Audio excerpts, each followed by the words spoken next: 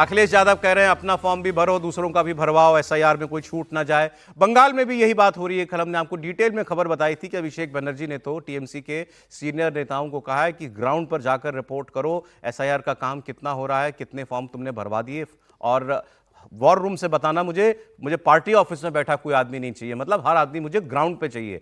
ये टीएमसी भी इस काम को उतनी शिद्दत से कर रही है, भले ही वो एसआईआर के खिलाफ जो भी बोले। वैसे एसआईआर के खिलाफ अब उनके भी टोन बदली है। कल मैं देख रहा था, उनके डेरेक ओब्रायन जो सांसद हैं, उन्होंने कहा कि हम एसआईआर के खिलाफ नहीं है, ये चुनाव आयोग कराना चाहता है, बिल्कुल कराए, जिस तरीके से हो रहा है हम उसके खिलाफ हैं। मोटा मोटा वो ये चाहते हैं करा लेना, पहले हमारा चुनाव हो जाने दो, उसके बाद करा लेना, लेकिन हो तो रहा है उससे पहले ही।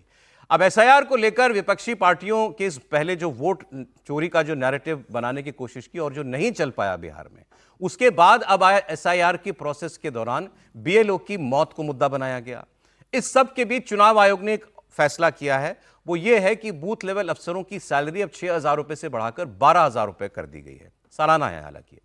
इसके अलावा वोटर रोल तैयार करने और उनमें बदलाव करने वाले बीएलओ सुपरवाइजर की सैलरी भी 12,000 से बढ़ाकर 18,000 रुपए कर दी गई। तो इनका एक सुपरवाइजर भी होगा। और बंगाल में एसआईआर को जो लड़ाई है वो कैसे नेताओं के बीच में चल रही है, ये देखिए। बीजेपी के नेता शुभेंदु अधिकारी ने एक बहुत बड़ा दावा किया।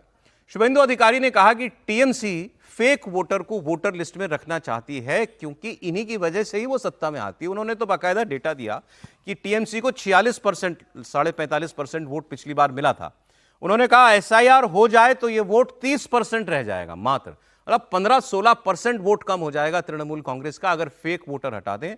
उन्होंने कहा 60-70 लाख बांग्लादेशी और रोहिंग्या के वोट लेकर ही टीएमसी सत्ता में आ सकती है, वरना नहीं आ सकती। इसलिए यह वोट कटना सबसे ज्यादा जरूरी है। फिर उन्होंने बात की, जो भी सर कह रहे थे कि ग्राउंड पर कौन कितना मजबूत है। बंगाल में तो बीजेपी का उदय रिलेटिवली नया है अभी, और टीएमसी बहुत पुरानी पार्टी है, और ग्राउंड पर बताया चर्चा भी होती है कि भाई उनका काडर बहुत मजबूत भी है और अग्रेसिव भी है। तो ये भी बता रहे हैं शुभेंदु अधिकारी कि इतने हजार पोलिंग बूथ तो ऐसे हैं जहां पर हमारा बीएलए मजबूत नहीं है, हमें इसकी भरपाई बाकी जगह से करनी पड़ेगी। सुने। ये घुसपैठिया डेथ वोटर फेक वोटर को वोटर लिस्ट में रखना चाहता है, यही इनका वोट बैंक है। नहीं तो टीएमसी का वोट शेयर जो 46% मिला था, 45.67, वो 30 में आ जाएगा। ये कम से कम 60-70 lakh death voter fake voter और बांग्लादेशी मुस्लिम घुसपैठिया रोहिंग्या का वोट ये लोग लिया है। आपको मालूम है बंगाल में 80,000 बूथ में 6,000 मुस्लिम बूथ है और भी 8,000 मिक्स्ड बूथ है, वहाँ मुस्लिम ज्यादा है। इसलिए 14,000 बूथ में बीजेपी का मुस्लिम वर्कर ज्यादा नहीं है। बाकी जो बूथ है उसमें इतना संतरास की वातावरण है, उसका बाद भी डराने का काम कर रहा है। 51,083 BJP BLA2 are working in every booth. It's a very good signal. हम लोग का यही उम्मीद है 4 तरीके से नाम वोटर लिस्ट में नहीं रहेगा। एक डेड वोटर, एक डबल ट्रिपल एंट्री वोटर, तीसरा फेक वोटर, चौथा बांग्लादेशी मुस्लिम रोहिंग्या घुसपैठिया।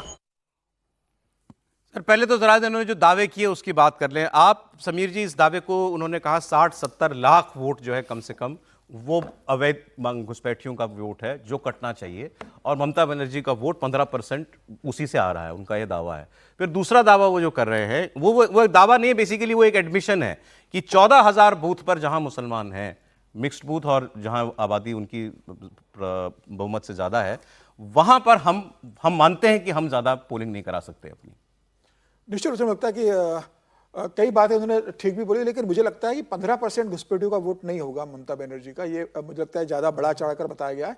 ये बात मैं मानता हूँ कि 3 से 4% का वोट बैंक में फर्क पड़ेगा अगर ये पूरा प्रोसेस होगी, तो उसके बाद 3 से 4% जो फर्जी वोटर जो बना गए हैं 4%, उसका वोट पड़ेगा। और भारतीय जनता पार्टी की कोशिश भी यही है कि अभी जो 8 से 10% का गैप है, भारतीय जनता पार्टी का 38 के करीब वोट बैंक है, ममता बनर्जी का 48 के करीब है, जो 10% का जो दोनों के बीच में गैप है, उसमें 4 से 5% जो वोट बैंक घुसपैठियों का है, जो फर्जी वोटर्स का है, जो नकली वोटर्स है, वो कम हो जाएंगे और 3 से 4% भारतीय जनता पार्टी अपना वोट बैंक बढ़ाने की कोशिश कर रही है।